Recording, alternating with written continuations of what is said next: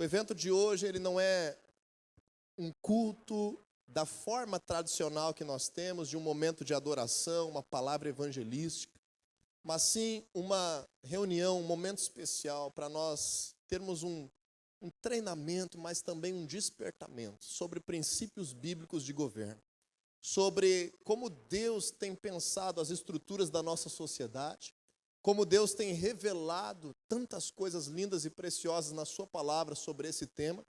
E hoje nós vamos ter aqui grandes riquezas, grandes porções de insondáveis riquezas da palavra de Deus sendo liberadas neste lugar por meio da ministração principal dessa noite. Eu gostaria de introduzir tudo isso por meio de dois textos bíblicos. Se você tiver a tua Bíblia aí, abra comigo, livro de Oséias, no capítulo 8, versículos 3 e 4. Oséias, capítulo 8, versículos 3 e 4. Nós vemos que no Antigo Testamento, Deus estabeleceu uma nação como modelo. Sabemos que essa nação, por suas falhas humanas e fraquezas, nem sempre foi de fato um modelo. Mas Deus se revelou a essa nação, a nação de Israel, com os seus princípios, com a sua palavra, inclusive usando as suas falhas para estabelecer um modelo que nós viéssemos aprender. Então, no livro de Oséias, que é um profeta da nação de Israel, no capítulo 8, versículos 3 e 4, nós lemos algo muito precioso que toca hoje na nossa responsabilidade como cristãos cidadãos que nós somos e a nossa missão enquanto nação brasileira. Diz assim a palavra de Deus: mas Israel rejeitou o que é bom, um inimigo o perseguirá. Diga assim comigo: rejeitou o que é bom, e um inimigo o perseguirá. A palavra de Deus está falando algo muito importante. Deixa aberta a tua Bíblia aí. E se nós tivéssemos um olhar unilateral apenas para esse versículo, talvez você pensaria assim: olha, alguma pessoa aí da nação de Israel não praticou direito a palavra de Deus, não esteve trazendo sobre a sua casa, sobre a sua família, aquilo que são princípios de Deus e acabou sofrendo consequências. O diabo teve vez na sua vida, e normalmente nós temos esse entendimento para o indivíduo. E esse entendimento não está errado. Mas isso que o profeta Oséias está falando aqui hoje não é para um indivíduo. Esse entendimento que o profeta Oséias está falando é para uma nação.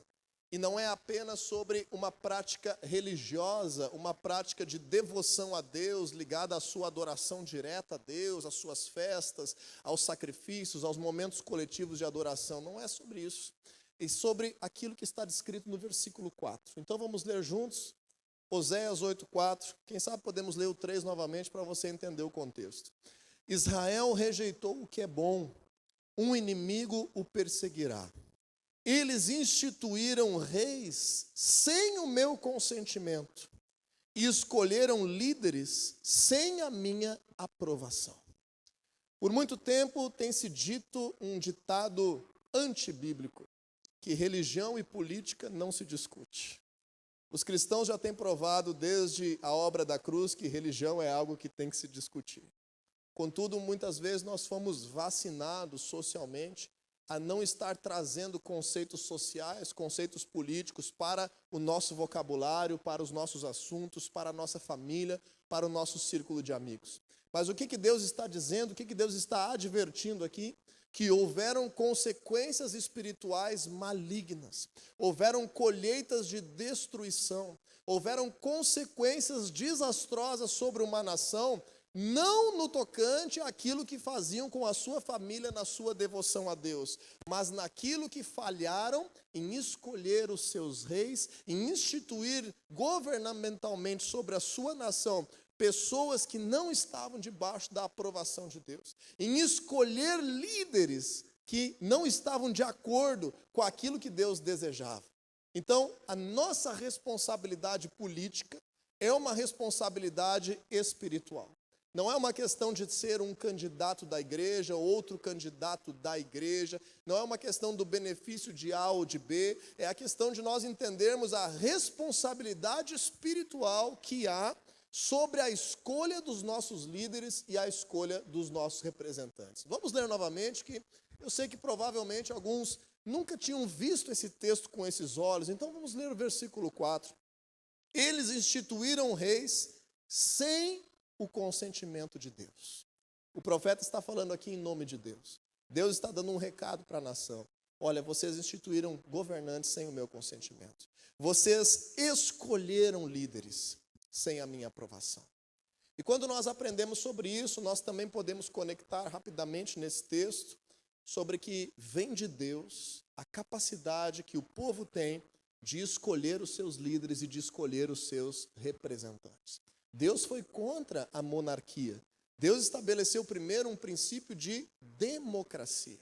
E Deus é tão democrático que, porque o povo quis uma monarquia, então Deus fez aquilo que o povo estava desejando. Mas quando nós vemos esse tipo de instrução na palavra de Deus, muitos confundiram até nos dias de Jesus.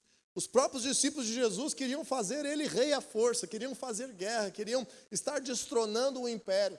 Mas esse não é um princípio político e social que o Senhor estabeleceu. E eu termino com o segundo versículo, falei para você que seriam dois, que está em Deuteronômio capítulo 1, verso 13, muito conhecido daqueles que já têm falado sobre esse assunto biblicamente, sobre princípios bíblicos de governo. Em Deuteronômio capítulo 1, versículo 13, nós vemos um relato da primeira vez em que Deus instituiu o seu povo o princípio democrático. Ou seja, de que o próprio povo é responsável por escolher aqueles que sejam seus governantes. E isso não está ligado à esfera eclesiástica, não está ligado ao modelo de governo da igreja. Isso está ligado ao modelo de governo social, como povos e nações que pertencemos. Em Deuteronômio capítulo 1, versículo 13, diz assim Moisés, recapitulando esse momento que aconteceu lá no deserto, quando o povo saiu da escravidão do Egito para estabelecer uma nova cultura e uma nova nação. E Moisés está aqui relembrando esse feito, dizendo assim: escolham homens sábios, criteriosos e experientes de cada uma das suas tribos, e eu os colocarei como chefes de vocês. De novo, o verbo escolher na mão das pessoas que faziam parte do povo. Infelizmente, nem todas as pessoas hoje que fazem parte do povo de Deus têm um entendimento bíblico sobre esses princípios para fazerem as suas escolhas, para terem um pensamento debaixo de uma cosmovisão bíblica. E esse é o motivo de que nós estamos aqui reunidos hoje, para trazer ensinamento, para trazer instrução, para trazer alguns alertas de que muitas vezes nós estamos cegados no nosso entendimento. Nosso entendimento já se abriu para a salvação, já se abriu para a vida eterna, já se abriu para o perdão dos pecados, mas muitas vezes o nosso entendimento ainda está cegado para questões sociais, políticas, para questões democráticas, e qual a responsabilidade espiritual que cada um de nós tem nessas escolhas. Então preste atenção comigo no versículo 13 novamente, que diz assim: escolham homens sábios, repita comigo, sábios, criteriosos e experientes, que tapem o buraco da sua rua. Está escrito ali? Não. Que coloquem uma lâmpada nova no seu poste da frente da sua casa. Está escrito ali também ou não? Pessoas que façam um favorzinho para você. Está escrito ali? Não. Não está escrito. Está escrito sobre princípios e valores. Sobre termos pessoas que nos representem e não que simplesmente nos favoreçam. E o que significa alguém nos representar? É alguém que eu julgue que está tão preparado ou muito mais do que eu para estar no meu lugar tomando decisões governamentais. Por isso essa pessoa precisa ser sábia. Essa pessoa precisa ser criteriosa. Essa pessoa precisa ser preparada, precisa ser uma pessoa experiente, para que eu possa estar, como diz o pastor Wagner, que esteve ministrando aqui conosco, da igreja de Porto Alegre, Shalom Church, que é outro ministério, Shalom Church, da Zona Sul, e ele disse assim: o nosso voto é uma procuração que nós damos para alguém nos representar, para falar através de nós e para ser o nosso porta-voz. Por isso hoje, pessoal, é muito importante você estar sendo despertado sobre isso, e não somente isso, você aproveitar essa semana, por isso que nós marcamos essa semana, para que você possa estar fazendo deste o assunto dos teus próximos dias. Eu costumo dizer o seguinte, escrevi isso inclusive hoje em um dos grupos que nós temos aqui, dos líderes da igreja. esse é o momento de nós praticarmos aquilo que nós cremos. Depois de domingo, nós só podemos aguardar o resultado das eleições. Mas nessa semana nós temos a oportunidade de que Deus nos use para que possamos contribuir, cada um, à nossa medida, na nossa esfera de ação, para algo que o Senhor quer fazer e mudar na nossa nação. Hoje à noite nós vamos falar, eu quero dissertar com vocês algo muito importante para que vocês comecem a compreender de uma forma muito mais madura os conceitos governamentais, mas os conceitos de sociedade visto de forma, de perspectivas diferentes. Eu gosto sempre de dizer assim, tem algumas coisas que eu pensei, como é que eu posso explicar isso? E dessa forma eu gostaria de começar a falar hoje à noite, como é que eu posso começar, como eu posso entender e explicar isso? Porque provavelmente vocês já escutaram gente falando de política e tentando cristianizar a política, né?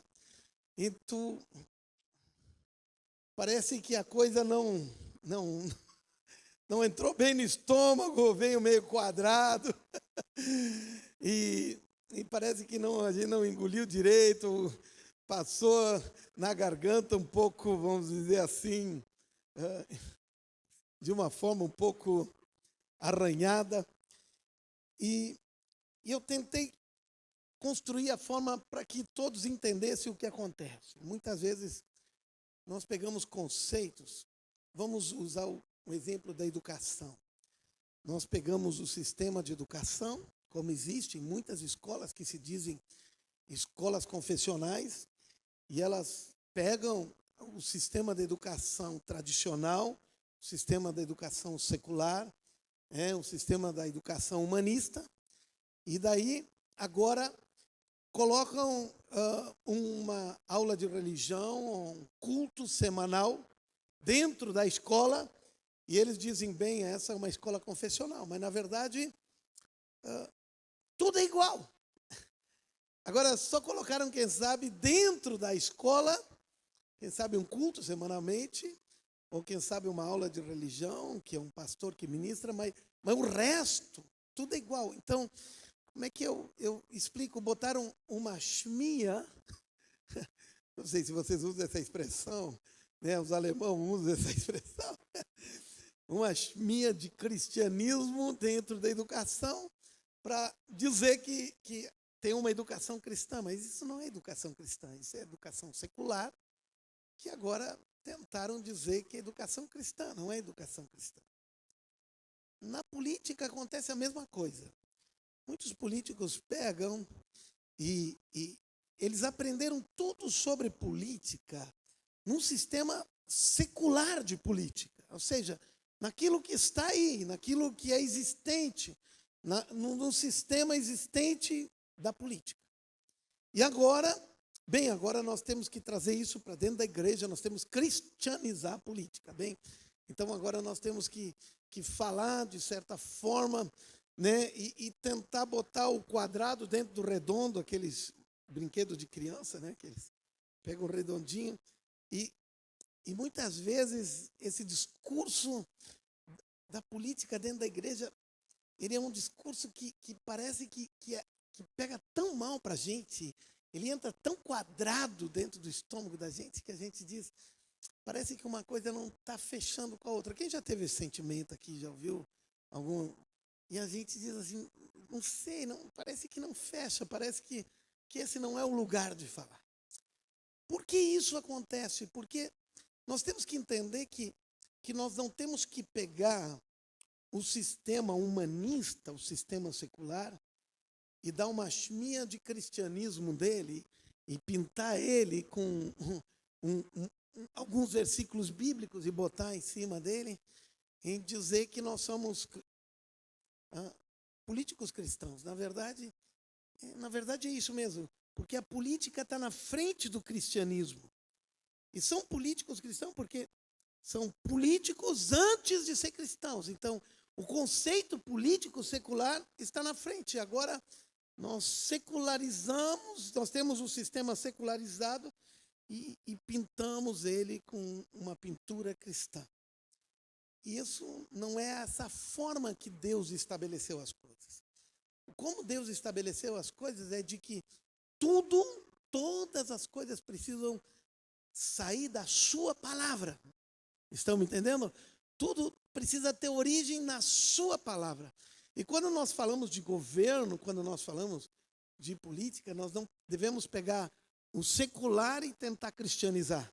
Nós temos que pegar aquilo que Deus diz e dizer, tem que ser assim. E daí, diz, uau, isso faz sentido. Por quê? Porque aquilo que Deus diz é perfeito. É o redondo que entra dentro do redondo. E isso faz bem para a gente ouvir. Isso a gente diz, uau, isso faz sentido. E a Bíblia está cheio desse ensinamento, do início ao fim. Tanto que existe 2 livros na Bíblia que fala só sobre reis, 1ª, 2ª Reis, só ensina sobre governo, desde o início ao final da palavra de Deus. Então, quando vocês me ouvirem falar, vocês sempre me ouvirão falar de algo que sai, que brota de dentro da palavra de Deus, algo que sai de dentro da Escritura, que sai de dentro do modelo de Deus, e agora trago para aquela realidade que deve ser, aquilo que deve ser. Algumas coisas que nós estamos vivendo está dentro da realidade que deve ser, e algumas coisas não estão dentro da realidade. Então nós temos que confrontar a realidade, não com os pensamentos nossos, ou com as práticas, ou com outras ideias seculares. Nós temos que confrontar a realidade com aquilo que Deus diz. E daí nós vamos estar seguros para onde nós estamos indo, vamos saber exatamente como julgar as coisas e aonde, né, para onde nós temos que direcionar. Vocês estão me entendendo o que eu estou falando? Nós temos que tirar os conceitos da palavra de Deus e aplicar eles. Bem, com essa introdução, eu queria mostrar para vocês que, então, eu penso o seguinte, eu falei sobre política cristã ou sobre cristão político. Então, eu quero dizer que eu sou um cristão político, que antes para mim veio o cristianismo, e do cristianismo é que sai a política. E assim fica tudo de acordo com aquilo que Deus estabeleceu, e a gente fica muito bem e pode pregar e ensinar isso sobre na igreja, porque nós não estamos ensinando coisas seculares, nós estamos ensinando a palavra de Deus aqui, porque a palavra de Deus ensina sobre isso. Então estamos pregando aqui a palavra de Deus, e isso é muito bom. Bem, agora nós precisamos entender que o sistema humanista, o sistema secular, o sistema dos homens, o sistema que homens estabelecem, o sistema que não vem da palavra de Deus, é um sistema humano, um sistema humanista. E o sistema humanista, ele é contrário às coisas de Deus. E, na verdade, hoje existem 2 sistemas altamente conflitantes diante da nossa sociedade. O próprio presidente disse, a luta do bem contra o mal. 2 sistemas conflitantes. Um sistema é um sistema que se chama, e que parte de uma cosmovisão, e eu vou chamar assim, de uma cosmovisão progressista. Essa cosmovisão que é chamada progressista, os conceitos progressistas, são os conceitos humanistas, são conceitos, que são criados a partir das ideias humanas, a partir de toda a base humana. Os homens criaram explicações para os homens e criaram alternativa para os homens. E a outra cosmovisão que dentro da sociedade, dentro do meio governamental se chama conservadora, na verdade, mesmo que muitos não entendam, mas é uma cosmovisão que tem a sua raiz bíblica. E, na verdade, é uma cosmovisão bíblica. E nós chamamos ela, de muitas vezes, de conservadora. Vocês vão ver que todo movimento conservador dentro da política sempre ele tem como início de tudo, se vocês vão ler qualquer livro sobre conservadorismo, sobre visão conservadora, vocês vão ver que a primeira coisa lá que fala lá é sobre religião, sobre Deus. Mesmo no meu partido, que é um partido PTB, que é um partido cristão conservador, que tem as bases cristãs conservadoras de direita, ele tem 5 premissas. A primeira premissa é Deus, começa tudo em Deus. Pátria, família, vida e liberdade. Ou seja, o início de tudo é Deus. Então nós temos duas cosmovisões completamente diferentes. Uma é uma cosmovisão bíblica e outra é uma cosmovisão humanista. E logo vocês vão entender, eu vou fazer a comparação para que vocês entendam que não é simplesmente duas coisas que estão andando bem e mal. Não, vocês vão ver que tudo tem tudo a ver com uma confrontação bíblica muito forte, e bases. E agora é isso que a gente tem que entender a partir da palavra de Deus, esses conceitos, e julgar tudo a partir da palavra de Deus. Como é que o diabo quer destruir a sociedade, como ele faz para destruir a sociedade. Então, quando nós temos uma cosmovisão, esses dias eu expliquei aqui no Conexão, uma cosmovisão não é como a gente vê as coisas, não é o que a gente vê, mas uma cosmovisão é como a gente vê as coisas. É mais ou menos um óculos. Esses dias, naquela época aqui, eu tinha um óculos meio avermelhado aqui, até usei o exemplo, e esse dia cheguei em casa, cansado, deitei no sofá, botei os óculos do meu lado, e minha esposa deitou também, e quando ela levantou, os óculos... Então, o que significa uma cosmovisão? Por que eu estou falando isso? Porque quando eu tinha os óculos, que era a lente um pouco avermelhada, tudo que eu via era meio avermelhado. Quem usa óculos aqui, tem muitos usando óculos aqui, ninguém usa óculos para olhar os óculos. Ninguém está usando óculos, quem está dizendo assim, eu estou olhando os óculos. Né? Nós não usamos óculos para olhar os óculos. Nós usamos óculos para olhar através dos óculos. Isso é uma cosmovisão. Uma cosmovisão não é o que tu está olhando.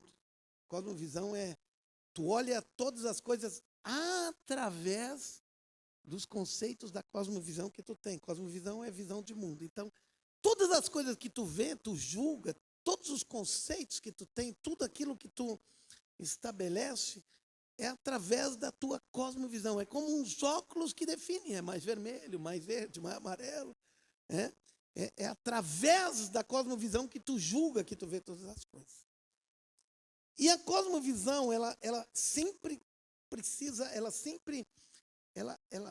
tem uma base, um início que define tudo que vem depois dela. Tudo o que cresce depois dela tem uma base, tem um início, tem eu chamo de uma gênese. Então, por exemplo, a cosmovisão bíblica conservadora tem uma gênese. E é a gênese que está escrito no livro de Gênesis. Em Gênesis capítulo 1, capítulo 2. Então, projetem aqui, capítulo 1 de Gênesis, versículo 27, 28. E eu vou só citar esse versículo porque nós temos não tanto tempo assim, mas para que a gente tenha uma ideia e a partir disso nós podemos falar bastante. Então criou Deus o homem à sua imagem. A imagem de Deus o criou. Homem e mulher os criou.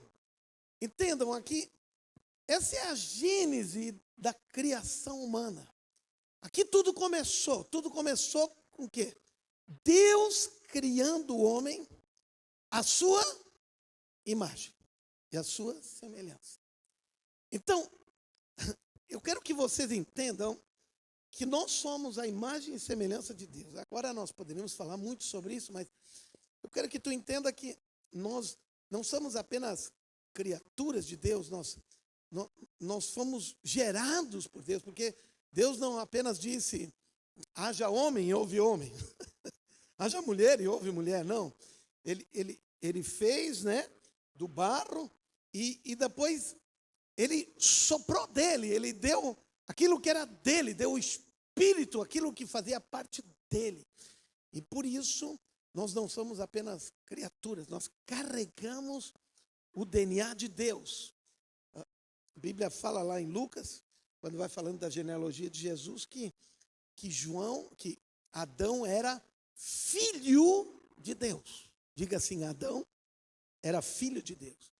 Se Adão era filho de Deus, e vai indo, nós, no final das contas, temos e somos descendência de Adão. E se somos descendência de Adão, e Adão era filho de Deus, nós naturalmente somos descendência de Deus. Bem-vindo, descendente de Deus. Ou seja, nós carregamos o DNA de Deus. E muitas vezes nós não nos damos conta, ou seja, carregamos as características de Deus na nossa vida. Só os homens carregam isso. Só nós temos essas características. Nenhum animal, nada mais, só e unicamente nós. Essa é a gênese de tudo, esse é o início de tudo. E se nós carregamos isso, né, dentro de nós, esse é o diferencial. Nenhum animal tem isso. Nenhum animal carrega o DNA de Deus. Por isso que nós temos as características de Deus. Bem, eu vou colocar agora uma vírgula aqui e vou para o outro lado. Já na cosmovisão que eu falei para vocês, que é chamado progressista, né, que é uma cosmovisão humanista, uma cosmovisão secularista, essa cosmovisão, ela tem uma outra gênese. Normalmente, quando nós ouvimos falar de progressismo, e a gente pensa que progressismo vem do conceito de progresso, do conceito de desenvolvimento. Progressismo não tem nada a ver com progresso e com desenvolvimento. O conceito progressista, né, apesar do partido do PP, do Partido Progressista, primeiro ele foi influenciado por essa ideia, mas depois, se vocês vão ver os escritos do partido, né,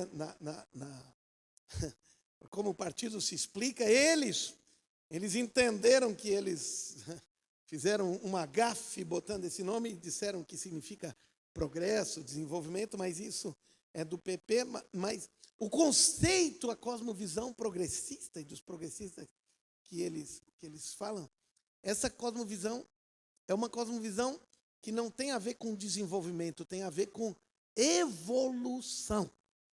É diferente, desenvolvimento é uma coisa, evolução é outra coisa. E a gênese do progressismo é lá no início, que começou tudo com um aminoácido. Um aminoácido se tornou uma proteína, a proteína se tornou uma ameba se tornou um protozoário, o protozoário se tornou um peixe se tornou um anfíbio se tornou um mamífero, o mamífero se tornou um homem agora se tornou homem e mulher, e agora, do homem e mulher, agora são 300 e não sei quantas espécies, ou melhor, 300 e tantos, não são... 300 e poucos gêneros diferentes. Ou seja, esse é o progressismo, vocês estão entendendo? É uma evolução que está havendo. Então, quando os nossos filhos vão para a escola, e isso, vamos dizer assim, eles não aceitam essa ideia de que a gente pode ser qualquer coisa que a gente quer, porque as coisas estão progredindo, evoluindo. Então eles picham as nossas crianças, os nossos filhos de atrasados, de retrógrados, de gente que está, vamos dizer assim, né, atrasada, são caretas. Por quê? Porque eles não estão progredindo, não estão avançando, não estão dentro da ideia não apenas, né, de desenvolvimento, mas na ideia de evolução. Ou seja, vocês estão vendo que a gênese do progressismo e a gênese da visão, da cosmovisão bíblica são completamente diferentes. Um está falando de evolução e outro está falando de criação. Quando nós comparamos as duas coisas, então começa a haver todo o problema. E vocês vão ver que tudo aquilo que o progressismo traz junto com ele é consequência da cosmovisão da gênese dele. Ou seja, tudo começou com uma ameba. Tudo começou, né, com essa evolução. E vocês vão ver que tudo é assim. Tudo começa desse jeito. Ok? Até aqui entendido? Agora vamos voltar à cosmovisão bíblica, ou que nós chamamos também, é chamado de conservadora. Dentro da cosmovisão conservadora bíblica, agora Deus criou o homem à sua imagem e semelhança.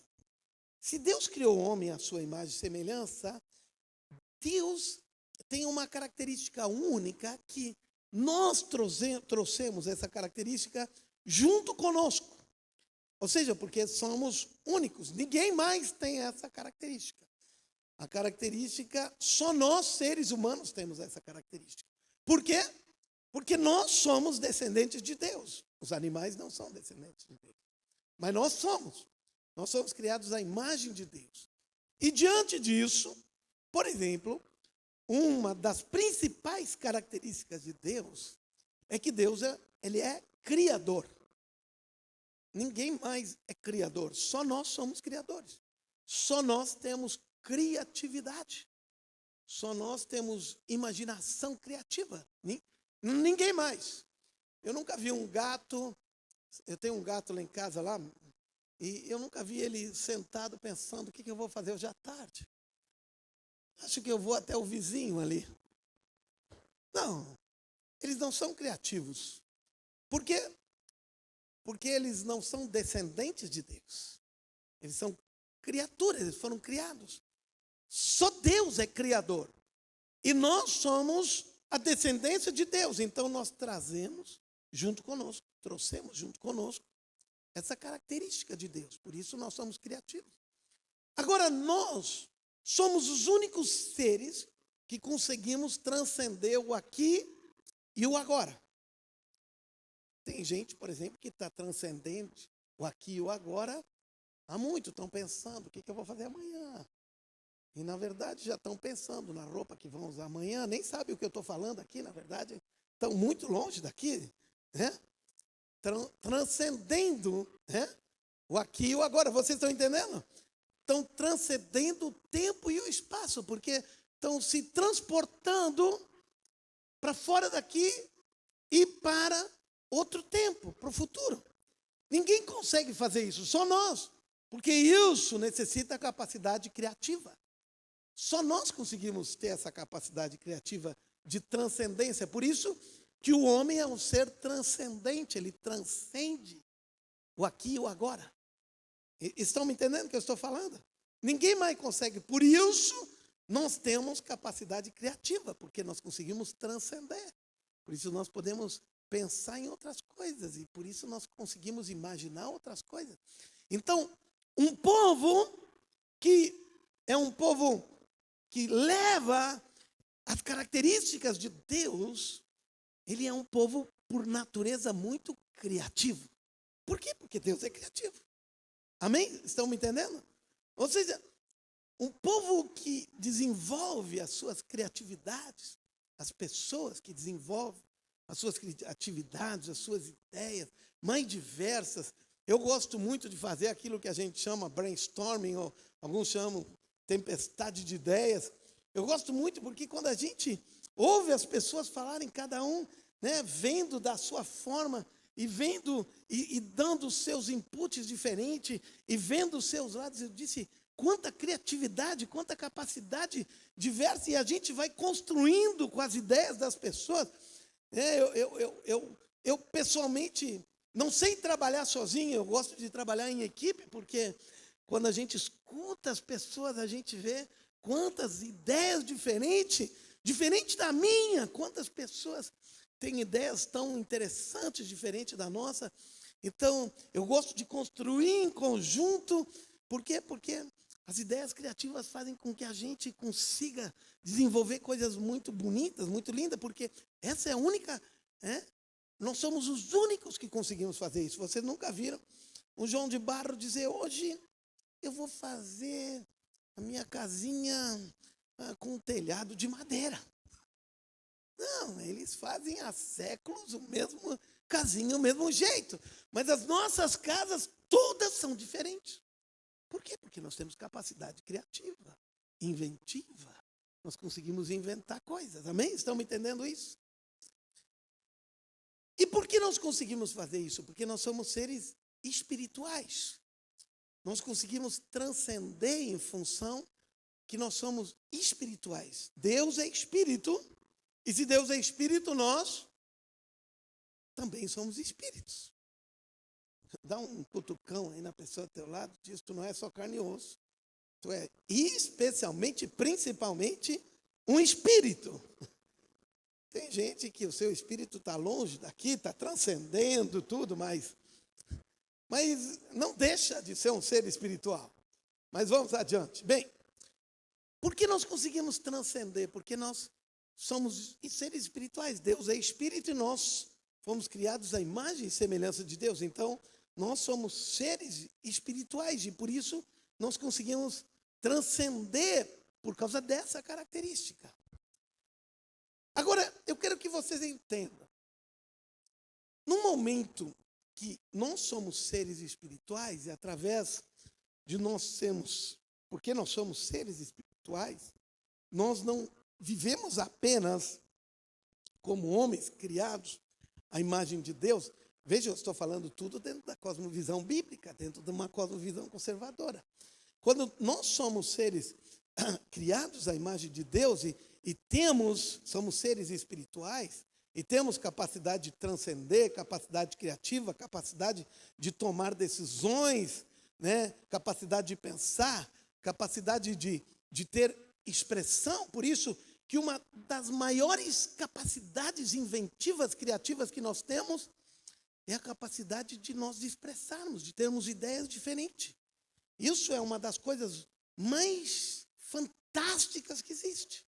Ou seja, aquilo que a gente chama de livre expressão, que a gente pode expressar as nossas ideias, os pensamentos, certo ou errado, mas é a liberdade que nós temos de demonstrar e de expressar essa característica de Deus em nossas vidas. Estão me entendendo? Ou seja, a liberdade de nós podermos falar, nós falarmos as nossas ideias, é uma das coisas mais fantásticas que só nós, homens, podemos fazer. Ou seja, é a mais alta expressão de liberdade criativa. Ou seja, nós, quando expressamos, quando falamos nossas ideias, nossos pensamentos, nós estamos expressando que nós somos filhos de Deus.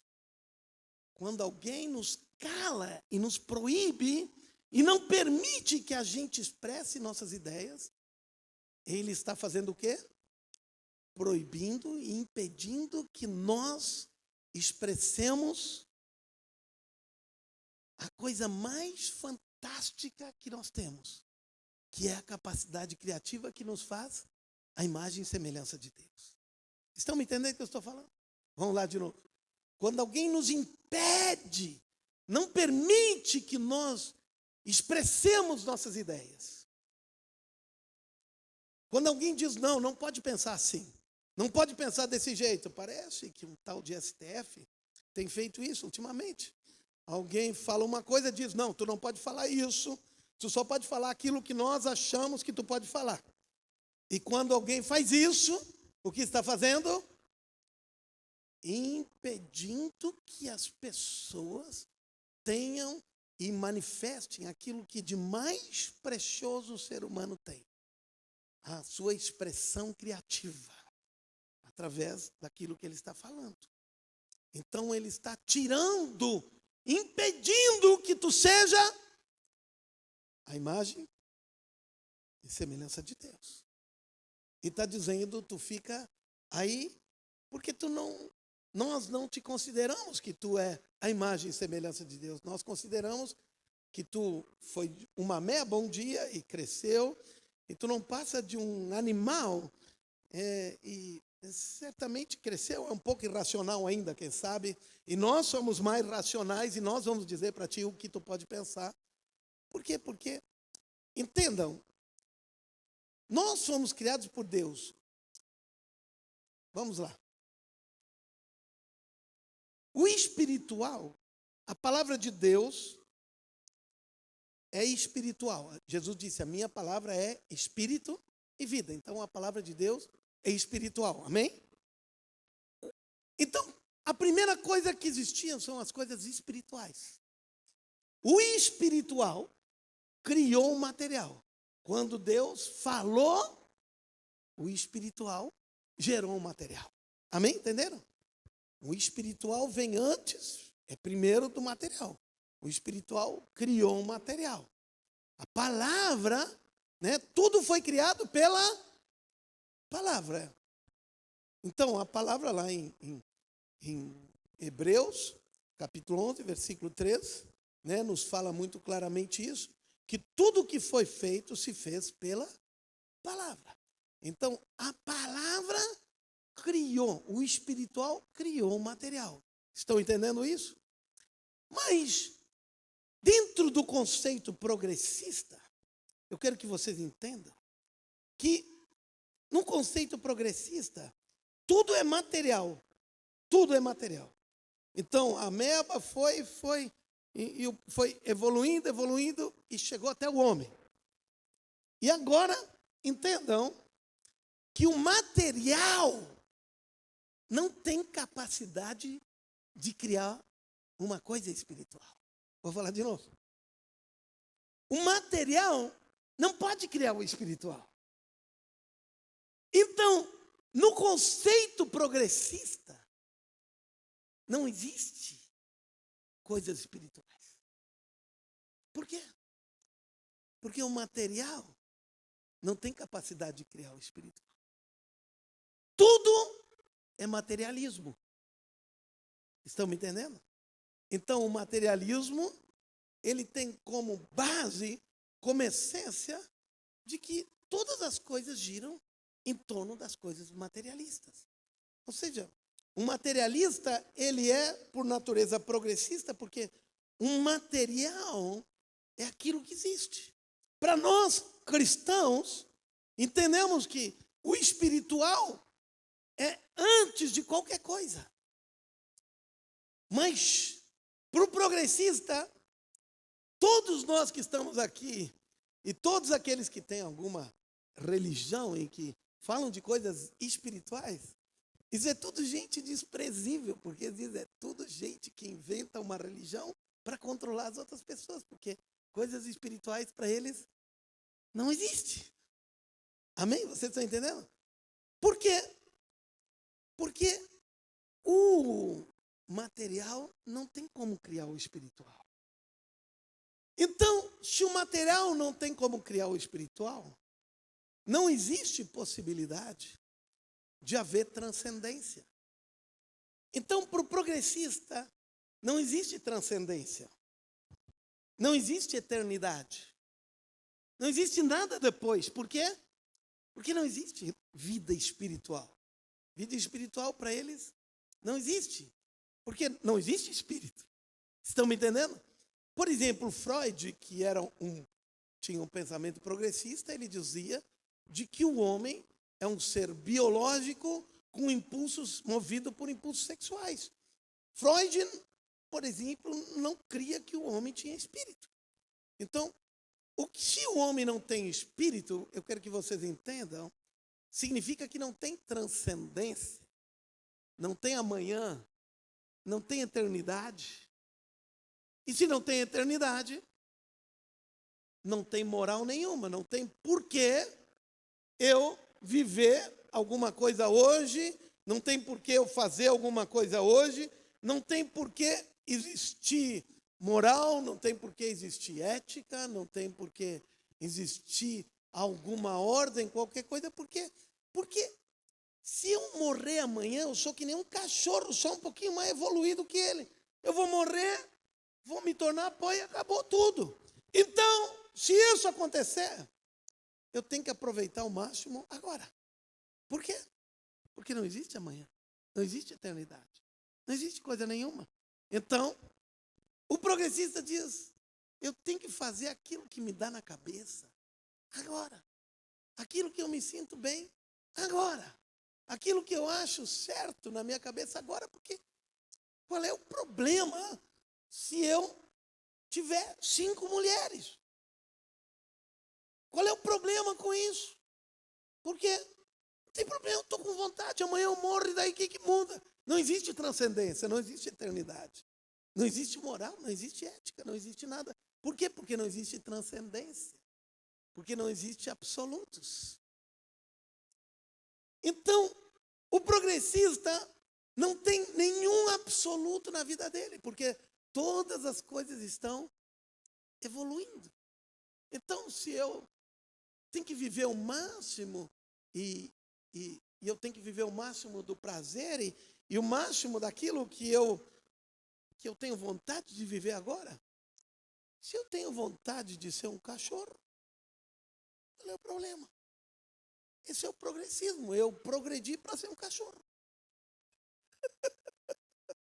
Eu evoluí para ser um cachorro. Não sei se vocês viram outro dia aí no shopping de São Paulo, estava uma moça puxando outra moça. Ela estava engatinhando como cachorro, vestida de cachorro, e estava andando no shopping aí em São Paulo. Esse é o progressismo, esse é o conceito progressista. Ou seja, eles evoluíram para ser um cachorro. Eu não sei se vocês viram agora que lá no Japão tem um cara que entrou em depressão profunda, né, porque ele estava casado com um holograma e a empresa que fazia a manutenção do holograma decidiu não fazer mais a manutenção do holograma. Então agora a esposa dele, que era um holograma, estava meio desconfigurada e não tinha ninguém que consertava o holograma. E o cara entrou em depressão profunda porque ele fez um casamento formal com um holograma. Vocês estão entendendo o que é progressismo? E qual é o problema? Eu casar com um holograma. Não sei se vocês sabem que lá no Congresso Nacional existe uma lei que está tramitando para transformar os animais, as árvores, as coisas, e para tudo isso ter CNPJ. Então, por exemplo, a gente poderia botar um CNPJ para essa mesa aqui. Para que eu ter CNPJ para uma vaca? Porque não é CPF. CPF é cadastro de pessoa física, né? Então, não é pessoa física. Então, como não é pessoa física, eles botam CNPJ. Para quê? Para as pessoas poderem casar com um camelo. E qual é o problema? Para a pessoa casar com uma árvore.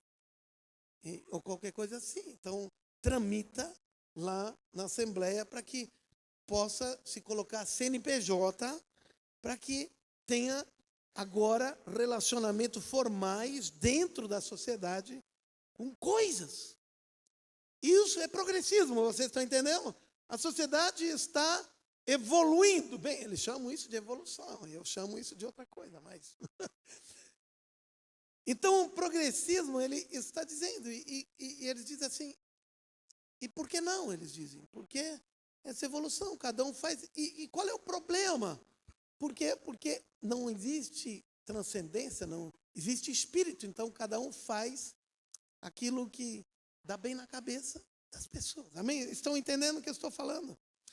Então, o progressismo, ele aceita qualquer coisa, porque não existe ética, não existe moral, não existe transcendência, e eu tenho que aproveitar o máximo de prazer aqui e agora, e eu tenho que fazer aquilo que me dá vontade, aquilo que me dá na cabeça. Por quê?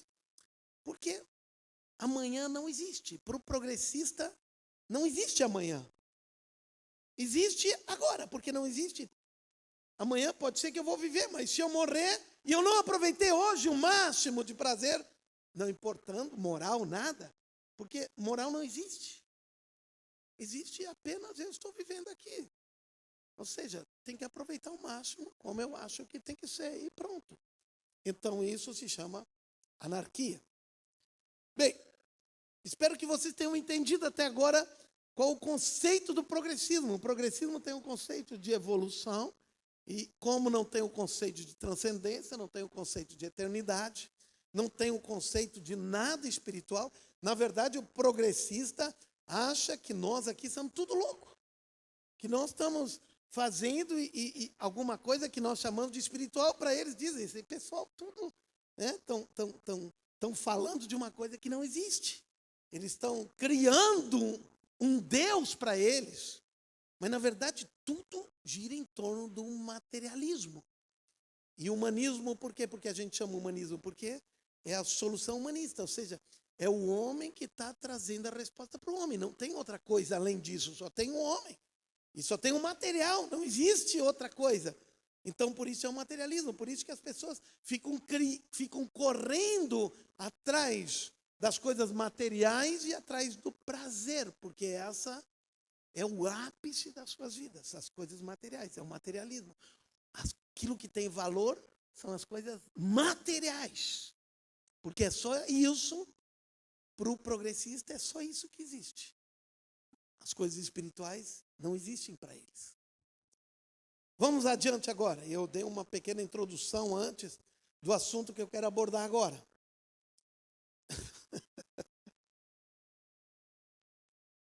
Então, eu falei antes para vocês de que quando nós temos uma cosmovisão que a gente chama de conservadora, ali Deus estabeleceu padrões. Criou Deus, o homem e a sua mulher. Deus criou a família. Deus criou um modelo. Deus criou uma ética. Deus criou uma moral. Deus criou uma forma como as coisas precisam acontecer. Mas entendam uma coisa. Uma das coisas principais para que a gente seja e seja tudo aquilo que Deus nos criou para ser a sua imagem, que eu falei para vocês, é a criatividade, nós ser criativos, imaginativos.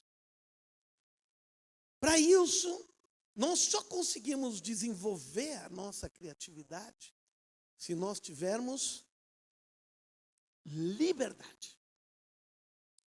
Se tu não permitir que pessoas sejam livres para criar, para pensar, nós não temos espaço para criatividade.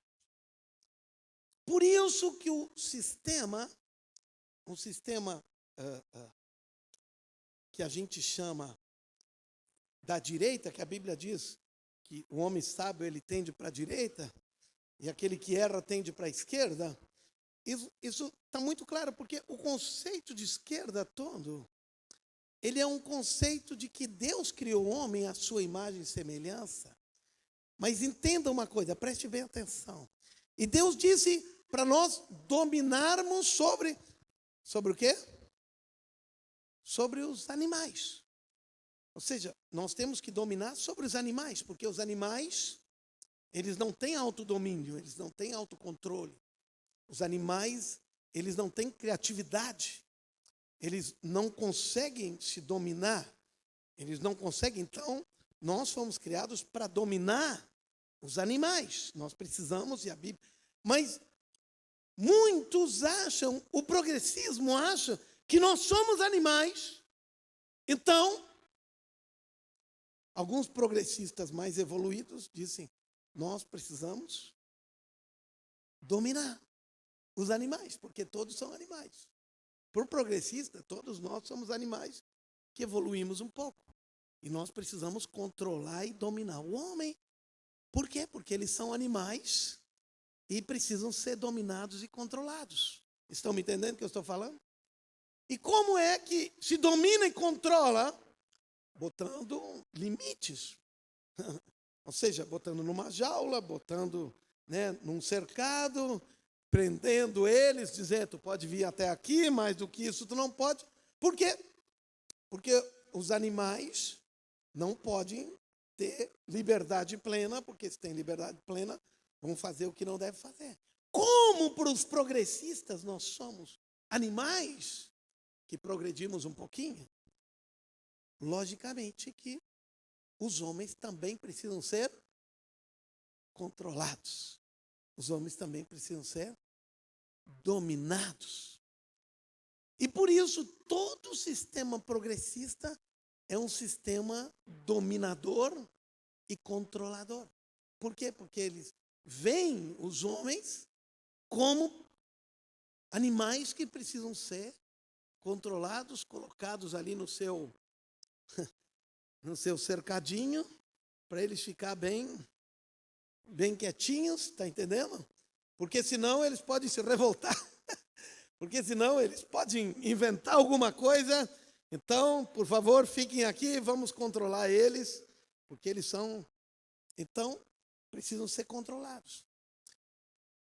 Todo o sistema de esquerda, e a esquerda e a direita surgiram num momento dentro da política, surgiram num momento muito interessante da história, na época de Napoleão e na Revolução Francesa, quando estava acontecendo o desenvolvimento da indústria, da Revolução Industrial. O que aconteceu? As pessoas da cidade estavam começando a criar riqueza, a criatividade da indústria, novos negócios começaram a se desenvolver, as ideias começaram a surgir, né? Luz elétrica começou a aparecer, muitas coisas começaram, né? Energia começou, né? Através do carvão, muitas coisas começaram a acontecer. E aqueles que tinham a hegemonia do poder econômico, que eram o pessoal camponês, começou a ficar um pouco do lado, eles mandavam um dia e agora não estavam mandando mais. Então, o pessoal da cidade que estavam fazendo as coisas agora, chegaram diante do rei e disse, rei, nós queremos mais liberdade, porque o rei cobrava muito impostos, não permitia que fizesse isso, aquilo, aquela outra coisa. E aquele pessoal que estava na cidade, os empresários, eles diziam, nós queremos mais liberdade para fazer mais coisas, para gerar mais riqueza. E o pessoal que estava no interior e que estava se sentindo um pouco deixado de lado, que não estavam mais dominando tudo e que perderam o espaço, eles vieram diante do rei e disseram, mas nós queremos igualdade com eles. Eles estão indo muito, tem que abafar eles, e tem que tirar deles e dar para nós. Então esses aqui ficaram na esquerda do rei. E esses aqui queriam liberdade, ficaram à direita do rei. E dali surgiu a esquerda e a direita. Os caras que queriam a esquerda, queriam igualdade. E os caras que estavam na direita queriam liberdade. Quanto mais igualdade, vamos supor, dizer assim, eu quero igualdade. Os progressistas dizem, nós precisamos ter igualdade. Nós precisamos tratar todos os animais iguais. Afinal de contas, nós precisamos dar igualdade para todo mundo. Nós precisamos, todos são, todo gado precisa ter a mesma quantidade de comida. Todo mundo tem a sua porção diária igual. Porque todos são iguais. Todos são iguais? É lógico que não. Deus nos fez cada um diferente. Olha no olho de cada um, não existe um olho igual. Olha no dedo de cada um, não existe nada igual. Olha uma folha de cada árvore, não existe uma igual. Nada igual. Todos nós somos diferentes. Mas o progressismo diz, não, eles são animais, precisam ser tratados, tudo igual. Então, quanto mais igualdade, menos liberdade. Nunca, não existe igualdade com liberdade. Vou falar de novo. Não existe igualdade com liberdade. Se tu quiser, tu é um progressista e quiser, eu quero igualdade, te convido para te mudar para a Coreia do Norte. E lá tem igualdade. Tu vai usar a mesma roupa, da mesma cor, do mesmo modelo que todo mundo. Vai ser igual a todo mundo. Bem-vindo à igualdade. Vai ter que cortar o cabelo. Tem, parece, 5 tipos de corte de cabelo. Todo mundo é igual. Vai ganhar a mesma porção de comida que todo mundo ganha. Todo mundo é uma igualdade só. E iguala todo mundo na pobreza. Porque não tem possibilidade de criatividade. Porque a criatividade só existe onde existe liberdade. Onde não existe liberdade, nós não podemos desenvolver, porque a igualdade diz, não, tu para aí, tu não pode ser diferente. Porque se tu for diferente, já não vai ser mais igual. Então, tu não pode desenvolver tua criatividade. Seja que nem um animal irracional. Fica aí quietinho no teu canto e faz só aquilo que nós dissemos que tu pode fazer. Agora, se nós quisermos liberdade, a liberdade, ela sempre vai produzir desigualdade. Por quê? Porque se tu tem liberdade, um acorda às 6 da manhã e outro acorda às 10 da manhã. E se eles querem ter liberdade com igualdade, ele diz, não, o cara que trabalhou às 6, ok, ele trabalhou 2 horas, 4 horas mais que eu, então ele vai ter que dar 2 horas dele para mim, porque afinal de contas eu tinha que ficar dormindo. E daí vai ter igualdade. Estão me entendendo como é que é o conceito de igualdade? Não existe liberdade com igualdade. Aonde existe liberdade, vai haver diversidade. Vai haver desigualdade. Mas, ao mesmo tempo, aonde existe liberdade, é aí que as coisas de Deus aparecem. Aí que tudo aquilo que tu foi criado, a imagem e semelhança de Deus, pode se manifestar. Aonde é que os prêmios nobres aparecem no mundo? Nos países onde existe igualdade? Não, lá não aparece nenhum prêmio Nobel. Aonde os prêmios nobres, os novos inventos, os novos desenvolvimentos, as novas tecnologias aparecem? Aonde existe liberdade. Porque aí o homem desenvolve a sua capacidade criativa. Aquilo que de mais precioso que nós temos, sendo a imagem e semelhança de Deus. Então, quando nós damos liberdade, nós cada vez nos tornamos mais semelhantes a Deus. Que é um Deus criativo, que faz coisas tão belas, tão lindas. Agora preste atenção. Aonde existe criatividade, se desenvolve uma coisa fundamental, que é a beleza. Uau! Eu fui um pouco adiante agora. Vocês estão vendo que eu estou evoluindo. Por isso, os velhos escritores que apregoavam sobre liberdade, eles sempre diziam que a característica de uma nação, de homens e mulheres, onde a presença de Deus estava, uma das características que esse povo levava era a beleza. O desenvolvimento de coisas belas e bonitas. Por quê? Porque através da criatividade se vai desenvolvendo coisas bonitas. Mas quando não se desenvolve nada, não se cria nada, fica tudo como está. Não se cria coisas novas, bonitas, belas. Estão me entendendo? Não existe um desenvolvimento das coisas bonitas, belas. Então, já estamos avançados e eu vou me encaminhando para o encerramento. O que eu quero mostrar para vocês em suma, é que Deus nos criou para a liberdade. Para a liberdade foi que Cristo nos libertou. A Bíblia diz que aonde está o Espírito de Deus, aí há. Aonde há o Espírito de Deus, aí há. Dentro do conceito de Deus, Deus nos criou para a liberdade. Deus nunca, Ele odeia todo o conceito de domínio e de controle.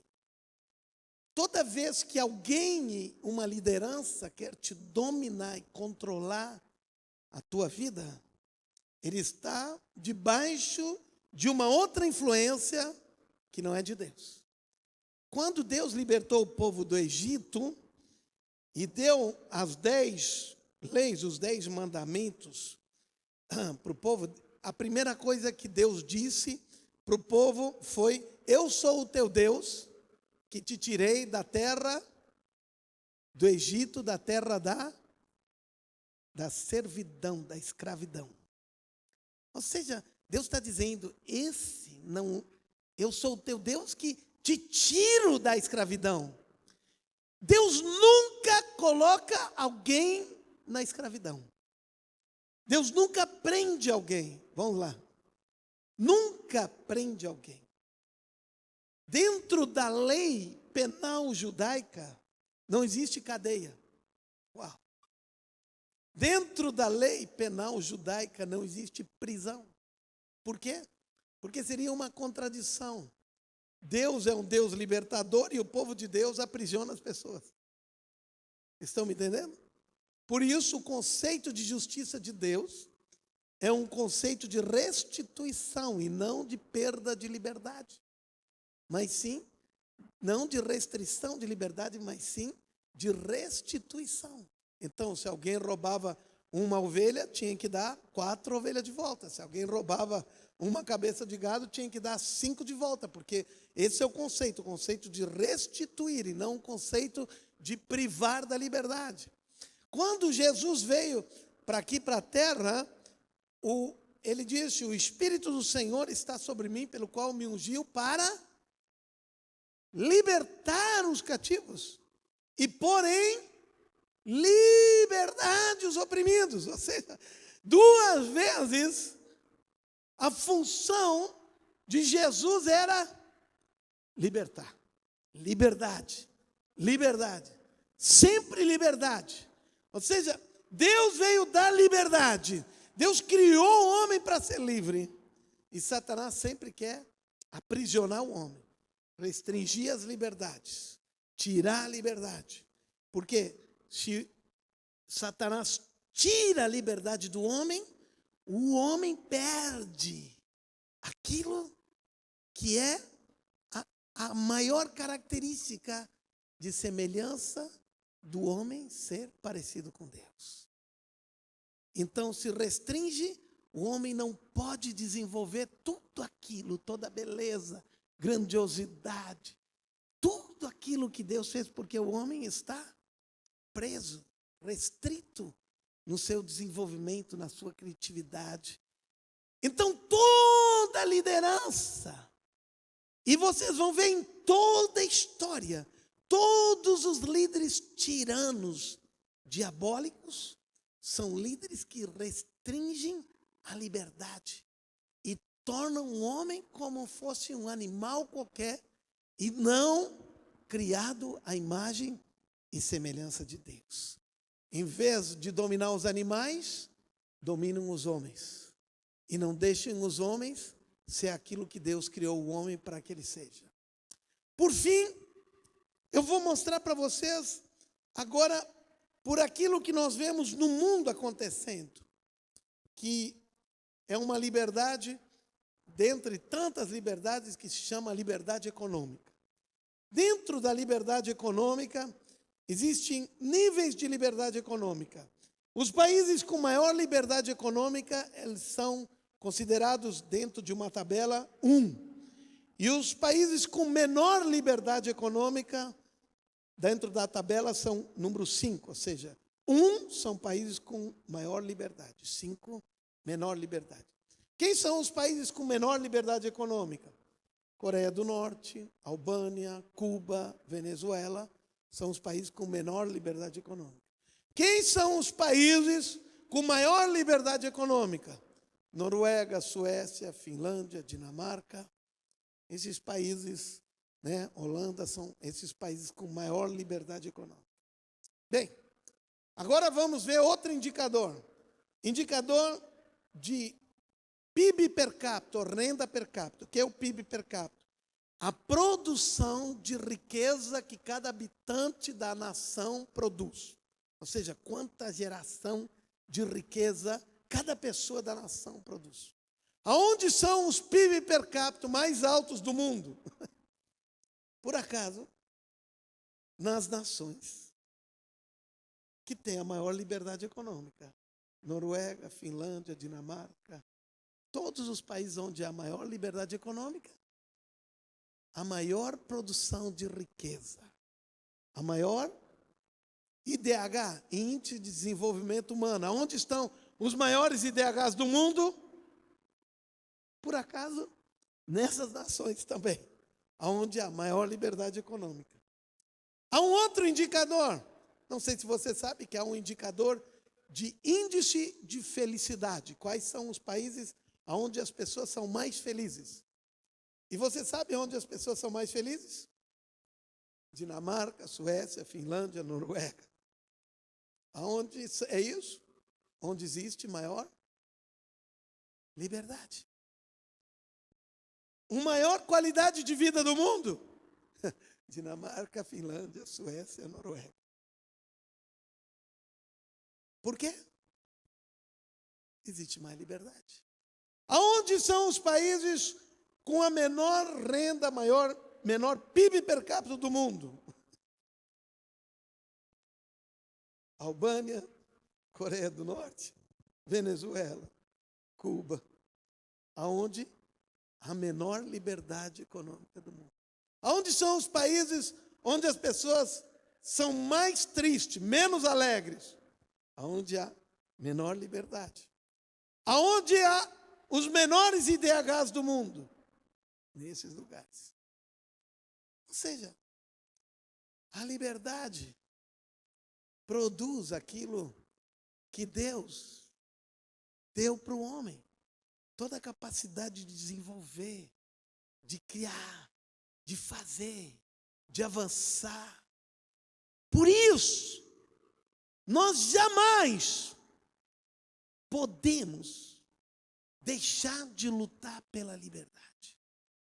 Quando alguém vem e diz, nós vamos limitar a liberdade de expressão, ele está dizendo, nós vamos tirar a liberdade de vocês. Ele está dizendo, vocês vão ser mais tristes, vocês vão ser mais pobres, vocês vão ser retrógrados, vocês não vão poder ser criativos, a tristeza vai chegar no país. Quando eles estão fazendo como, por exemplo, aconteceu na pandemia que os governos se exaltaram e tiraram a liberdade, e que nós experimentamos isso na nação brasileira, em muitos lugares do mundo, os governantes extrapolaram o seu poder, porque qual é a função do governo? 3 funções são fundamentais. Segundo John Locke, 3 funções o governo tem fundamental. É garantir, a primeira, garantir a liberdade. A função principal do governo é garantir a liberdade. E o que o governo fez e muitas vezes faz? Tira a liberdade. O governo não foi criado para tirar a liberdade, o governo não deu liberdade. Quem deu liberdade foi Deus. Deus criou nós como homens livres. No momento que o governo tira a liberdade, ele está dizendo, eu dei liberdade, então eu posso tirar. Não é o governo que dá liberdade, é Deus que nos dá liberdade. Mas os governos se colocam no lugar de Deus. Por isso eles acham que pode tirar a liberdade. O governo não pode tirar a liberdade de ninguém. Nós temos que, quando governantes tiraram a liberdade, foi uma usurpação de poder que eles tiveram. Em vez de garantir a liberdade, tiraram a liberdade. A segunda principal função do governo, do Estado, é garantir a vida, a proteção, a segurança. Ninguém de nós pode fazer isso. Isso é função do Estado. Não é nós que temos esse poder na nossa mão. É o Estado que tem o poder de polícia, não nós. Não é os civis. É o Estado que tem o poder para fazer isso.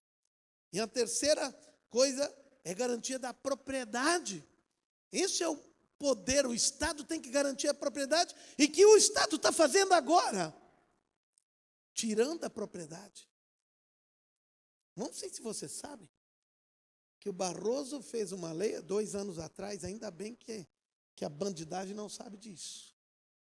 Mas o Barroso passou por cima da Constituição, fez uma decisão monocrática. Isso é incabível. Incabível o que ele fez.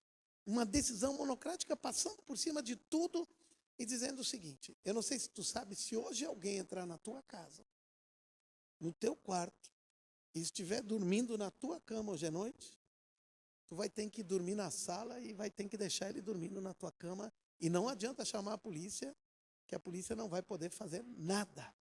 Por quê? Hoje no Brasil não existe direito à propriedade privada. Qualquer um pode se adonar da tua casa até o fim das eleições, porque o nosso ministro Barroso disse de que nós estamos em época de pandemia e nós temos que ser condescendentes com as pessoas. Então, se alguém montar uma barraca no terreno da tua casa hoje, não adianta chamar a polícia. Eles sabem, a brigada sabe, que não pode tirar ele de lá. Porque Barroso ele renunciou à Constituição brasileira durante um período de tempo, 2 anos nós já estamos nisso. É incabível uma coisa assim. Ou seja, eles estão fazendo justamente o contrário da liberdade. Cada vez que nós não temos direito à propriedade, nós perdemos a liberdade. A liberdade só é garantida quando nós temos direito à propriedade. E quando o Estado nos protege a nossa propriedade. Estão entendendo isso?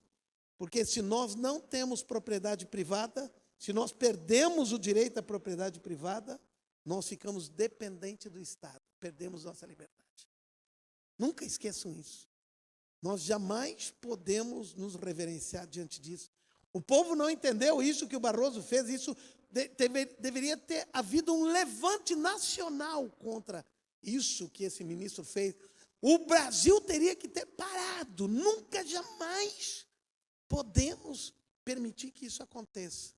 Essa é a maior perda de liberdade que pode acontecer, porque se nós perdemos direito à propriedade, perdemos a liberdade. Isso é uma coisa tão terrível que aconteceu, né? Mas agora daqui a um mês vai acabar, porque acaba no segundo turno das eleições. Mas essa é uma realidade que nós estamos vivendo agora. Em suma, o que eu quero dizer para vocês é que Deus, na sua palavra, Ele sempre nos levou para a liberdade, para a liberdade, para a liberdade. Ou seja, Deus nos criou como homens, pessoas à sua imagem e semelhança, para sermos livres e demonstrar pela criatividade e imaginação que nós somos criados à sua imagem e semelhança. Se vocês verem as nações, depois da reforma protestante, as nações que aderiram à reforma protestante, criaram nações belíssimas, lindas. Por quê? Porque se tornaram nações livres. Coisas lindas fizeram. E agora, quando vocês vão nas nações comunistas, vocês vão ver nações em que todas as casas são iguais, que tudo é igual, não existe beleza, não existe nada. Já fui em várias nações, é uma coisa lúgubre, feia, não tem beleza.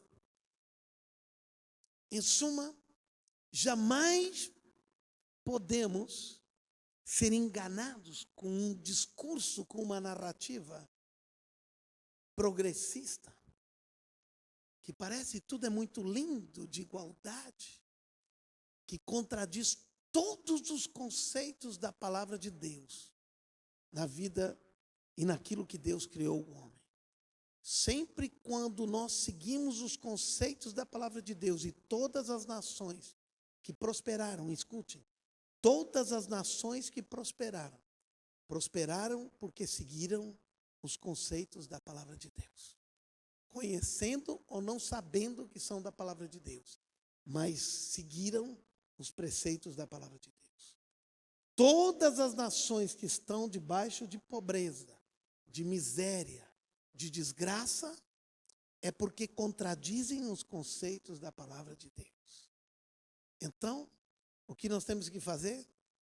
Trazer os conceitos da palavra de Deus para a nossa nação. E nós vamos fazer, e vamos poder dizer, feliz a nação, cujo Deus é o Senhor, porque vamos estabelecer os conceitos de Deus na nação. E essa nação vai ser feliz, porque vai prosperar, porque essa nação vai desenvolver, vai ser próspera, as pessoas vão ser felizes, por quê?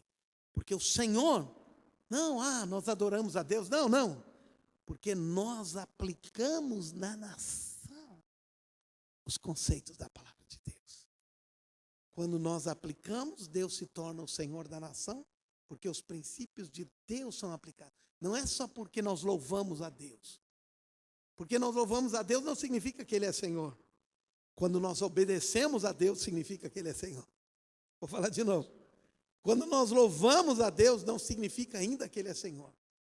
Mas quando nós obedecemos os seus preceitos, então Ele se torna Senhor. Por quê? Porque daí é de fato, não é só de palavra. A obediência diz que nós estamos obedecendo e Ele se torna Senhor. E nós estamos o seguindo. Então, o que nós temos que fazer? Pegar os princípios da palavra e trazer para dentro da nação brasileira. Feliz a nação cujo Deus é Senhor. É isso que nós precisamos fazer.